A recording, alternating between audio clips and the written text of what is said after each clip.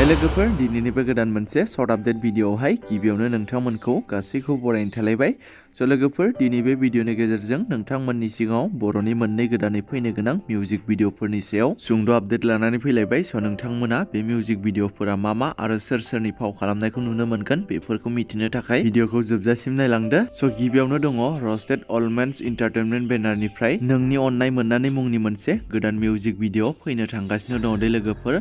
आरो बे मिउजिक भिडिअआवनो फाव खालामनायखौ नुनो मोनगोन फावखुंग्रि पूजा मुसाहारी लोगोसे पुर्ण स्वर्गियारी बिथांमोनखौ। स' नोंथांमोना सिनायखायो बयबो। स' बिथांनि मोनसे सावगारि एबा पिक्सारा साननैसो आगोलाव फेसबुकआव गोबां शेयार जानायखौ नुनो मोनखादों जानांगौ। आरो नेक्स्ट आपडेटआव दङ फावखुंग्रि मनालिसा हाज'वारी लोगोसे देबजित दैमारी बिथांमोननि फाव खालामनायावबो गोदान मोनसे मिउजिक भिडिअ फैनो थांगासिनो दङ दे लोगोफोर। आरो बिथांमोननि बे गोदानै फैनो गोनां मिउजिक भिडिअखौ नोंथांमोना DK दैमारी प्रेजेन्ट इउटुब चेनेलनि गेजेरजों नुनो हागौ दे लोगोफोर। नाथाय बिथांमोना दासिमाव बे फैनो गोनां मिउजिक भिडिअनि टाइटेल एबा मुंखौ पाब्लिश खालामनानै होथ'वाखै दे लोगोफोर। स' बिनिखायनो आंबो नोंथांमोननि सिगाङाव फोरमायनो हायाखै। स' माबाफोर जुदि बे मिउजिक भिडिअनि सोमोन्दै इयुनाव आपडेट मोनोबा एबा मोजाङै डिटेल्स मोनोब्ला नोंथांमोननि सिगाङाव गुबुन मोनसे भिडिअनि गेजेरजों फोरमायनानै होनो नाजाबावगोन। जायखिजाया बिथांमोननि फाव खालामनायावनो मोनसे गोदान मिउजिक भिडिअआ थाबैनो नोंथांमोननि गेजेराव फैनो थांगासिनो। दा नोंथांमोना सोर नायनो थाखाय एक्साइटेड बिथांमोना नेना थायोब्लानो जाबाय।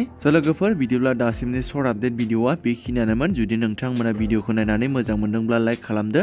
आरो बेफोरबायदिनो माखासे बर'नि फैनो गोनां मिउजिक भिडिअ आरो बर' सावथुनफोरनि बागै आपडेटखौ मोनबाय थानो थाखाय चेनेलाव गोदानै नायदोंब्ला चेनेलखौ साबस्क्राइब खालामनानै खाथिनि बेल आइकनखौबो अल प्रेस खालामना लायोब्लानो जाबाय।